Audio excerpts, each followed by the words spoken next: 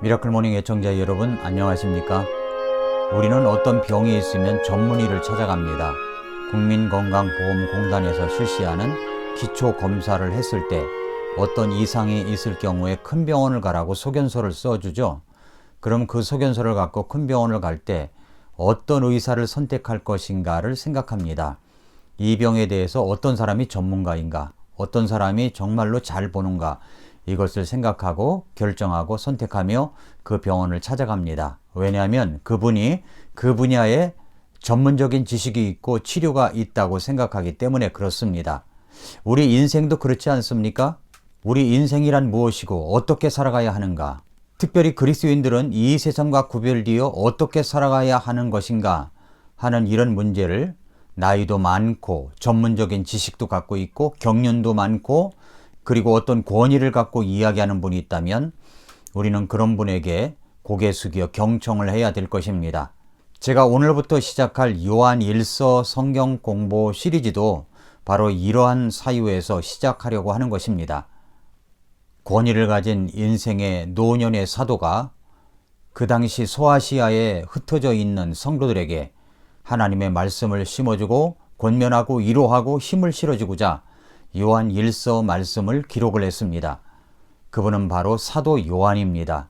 요한 1서는 나이 많은 어른이 사랑하는 자녀들, 손자, 손녀뻘 되는 사람들에게 모순 많고 고통 많고 풀리지 않는 인생 앞에서 어쩔 줄 몰라 하는 사람들에게 우리가 어떻게 이 세상에서 살아가야 될 것인가를 가르쳐주는 권면의 말씀, 위로의 말씀, 힘이 되는 말씀입니다. 이 세상에서 우리의 위치는 무엇인가? 과연 그리스도인들은 이 세상과 어떤 관계가 있는가?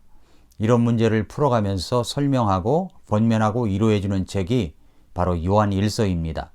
사도 요한은 요한 1서 말씀을 기록하면서 요한 1서 1장 1절을 이렇게 시작하고 있습니다. 처음부터 계셨던 그것, 즉 생명의 말씀에 관하여는 그것을 우리가 들었고 우리 눈으로 보았으며 자세히 살펴보았고 우리 손으로 만졌노라, 이렇게 말씀을 하시고 있습니다. 노 사도께서 이 말씀을 전하면서 자기가 체험했던 일들, 체험한 생명의 말씀, 우리가 들었고 우리가 보았으며 우리 눈으로 살펴보았으며 손으로 직접 만진 바 된 체험적인 신앙을 가지고 권면하는 말씀입니다. 노 사도께서 이 말씀을 전하면서 자신이 체험한 생명의 말씀, 처음부터 계셨던 그 생명의 말씀에 관하여 이야기하고 있습니다. 내가 그것을 들었고 눈으로 직접 보았고 자세히 살폈고 직접 손으로 만진 바 된 그 말씀이라고 이야기합니다. 그런데 사도 요한은 나는을 넘어서 우리라고 이야기합니다. 나만 그런 게 아니라 너희들도 그런 경험을 갖고 있지 않느냐라고 이야기하는 거죠. 우리가 들었고 우리가 보았고 살펴봤으며 우리 손으로 직접 만졌다고 하는 그 말씀, 여러분도 그런 경험을 갖고 계십니까? 여러분의 말씀의 체험의 단계는 어느 단계입니까? 생명의 말씀에 관하여 듣고 보고 만진 바 된 그 말씀들, 이렇게 직접적인 체험을 갖고 있으면 우리 신앙이 아주 돈독하게 되죠.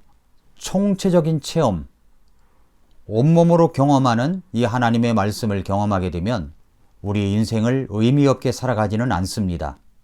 요한일서 4장 14절에서도 아버지께서 아들을 세상의 구원자로 보내신 것을 우리가 보았고 증언하노니, 이렇게 말씀하고 있습니다. 이 확실한 말씀을 전하는 노 사도의 말씀, 요한 1서를 계속해서 미라클 모닝 아침 방송 말씀을 통하여 여러분과 계속해서 나누기를 원합니다. 매일 아침 이 말씀에 귀를 기울여 주시기를 바랍니다. 그래서 매일 아침을 깨우는 경험되어진 말씀을 가지고 미라클 모닝을 열어가는 저와 여러분들이 될 수 있기를 바랍니다. 요한 1서의 서론 부분과 요한복음의 서론 부분은 좀 비슷한 부분이 있습니다. 태초, 말씀, 증언, 빛, 사랑, 믿음, 이런 문체와 용어들을 사용하고 있습니다. 요한 1서는 사도 요한이 그의 인생 말년 주후 90년에서 95년경에 감옥에서 기록된 말씀이라고 추정하고 있습니다. 요한 1서를 왜 기록했을까요?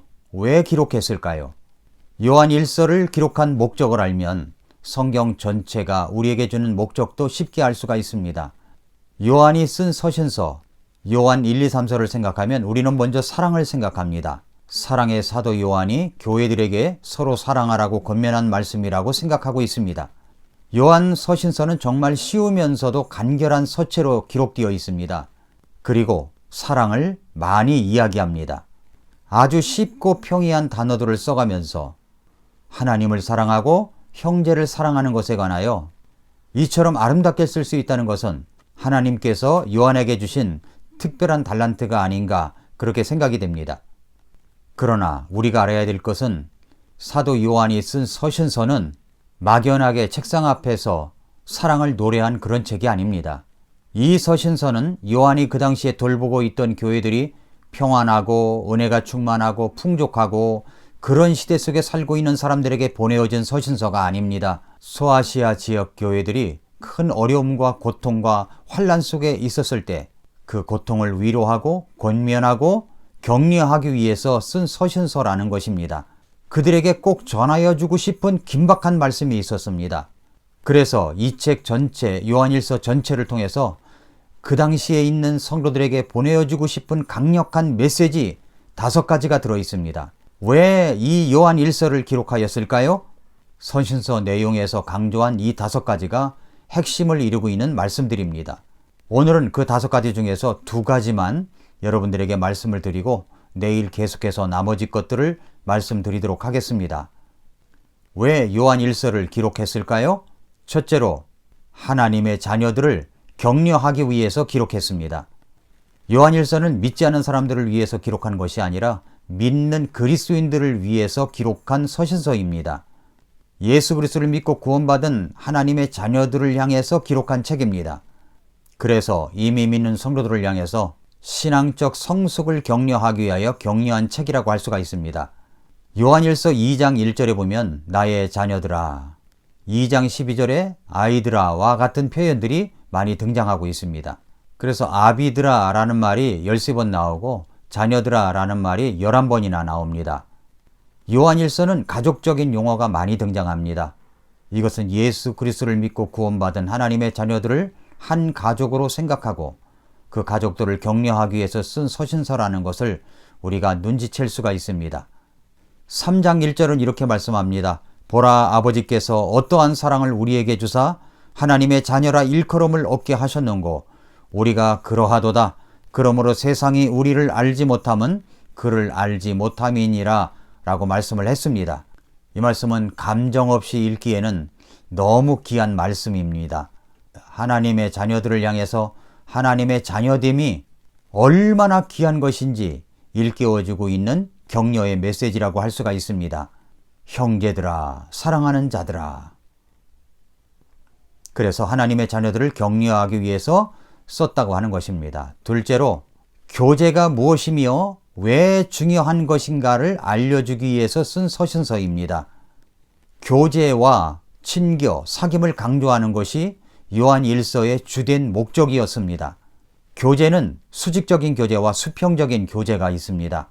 수직적인 교제는 하나님과의 교제를 이야기하는 것이고 수평적인 교제는 믿는 그리스도인들과의 교제, 교회 안에서 한 가족을 이룬 같은 교회 성도들과의 교제를 말하고 있습니다. 수직적인 교제를 중요시해야 되고 수평적인 교제도 우리가 가볍게 소홀하게 대해서는 안 됩니다. 이 교제의 십자가를 이루어가는 것, 이것이 바로 그리스도 안에서의 진정한 목적이라고 할 수가 있습니다. 사도 바울은 그것을 일깨워주기 위하여 바로 이 서신서를 기록한 것입니다. 이 어려운 고통의 때에는 다른 어느 누구보다도 그리스도 안에서의 형제 자매들과 함께 교제하고 격려하고 서로 힘을 실어주는 것이 참 필요합니다. 교제라는 단어가 직접적으로 나타나는 것은 4번이지만 끊임없이 교제의 정신을 수반하는 단어들이 곳곳에 등장하고 있는 것을 볼 수가 있습니다. 1장 3절은 이렇게 말씀합니다. 우리가 보고 들은 그것을 너희에게 밝히 드러냄은 너희 또한 우리와 교제하게 하려 함이니 참으로 우리의 교제는 아버지와 함께하는 것이며 그분의 아들 예수 그리스도와 함께하는 것이니라 라고 말씀을 했습니다. 하나님과의 교제를 강조하고 성도와 성도 사이의 교제를 강조하고 있습니다. 우리는 정말로 이 시대에 보면은 나홀로족이 많아지고 있는 시대에 살고 있습니다. 그래서 홀로 밥 먹는 혼밥을 하는 사람들이 너무나 많아지고 있고 홀로 생활하는 사람들이 너무나도 많습니다. 그리고 너나 할 것 없이 자기중심적입니다. 개인적인 것을 좋아합니다. 그런데 요한일서는 그리스도인이 누릴 수 있는 코이노니아, 교제의 영성을 강조하고 있습니다. 무엇보다 하나님과의 교제를 강조하되 성도와 성도 사이의 풍성한 교제를 강조하고 있습니다. 그리스도 안의 교제의 중요성을 알고 서로 사귐과 친교를 나누어야 합니다. 교회 안에서 친구 5명만 있으면 그 교회를 절대 떠나지 않는다는 이야기도 있지 않습니까? 그래서 서로 친구가 되어주는 것이 참 필요합니다. 다른 사람이 친구가 되어주기를 기대하는 것보다 내가 다가가서 먼저 친구가 되어주고 교제권을 형성하는 것이 성숙한 모습이라고 할 수가 있습니다. 사랑하는 애청자 여러분, 우리는 정말로 경제적 고통과 어려움의 한때를 지나고 있었는데 설상가상으로 전염병이라고 하는 크나큰 난제 앞에 우리가 부딪혀 그 소용돌이 속에서 어쩔 줄 몰라 하고 있습니다. 이런 때일수록 우리가 집중해야 될 단어는 바로 교제입니다. 교제. 위로 하나님과의 교제, 아래로 이웃과의 교제, 사랑하는 성도님들과의 교제가 중요한 것입니다. 주님 안에 있는 우리의 형제 자매님들을 더욱더 아끼고 사랑하시기를 바랍니다. 안부라도 서로 물어봐 주시고 단 5분이라도 그분의 이야기를 들어주면 어떨까요? 서로 먼저 전화를 해서 어떻게 지내느냐고 묻고 격려해주고 전화상이라도 함께 기도해주면 어떨까요? 요한일서는 노사도인 사도 요한이 자식과 손자 손녀 같은 그리스도인들을 향하여 주시는 하나님의 말씀입니다. 고린도후서 1장 4절에 이런 말씀이 있죠. 그분께서 우리의 모든 환난 중에서 우리를 위로하심은 우리 자신이 하나님께 위로받을 때 얻는 위로를 힘입어 우리가 어떤 고난 중에 있는 자들도 능히 위로하게 하려 하심이라고 했습니다. 이 말씀처럼 우리가 하나님의 말씀을 통해서 위로를 받고 또 다른 사람을 위로해 주면 그 사람이야말로 사도 요한이 바라고 있는, 또 우리 주 예수님이 바라고 있는 성숙함을 이루는 성도가 될 수가 있을 것입니다. 오늘도 서로 안부 챙기고 묻고 격려해주는 소중한 하루가 되시기를 축복합니다. 오늘도 미라클 모닝입니다.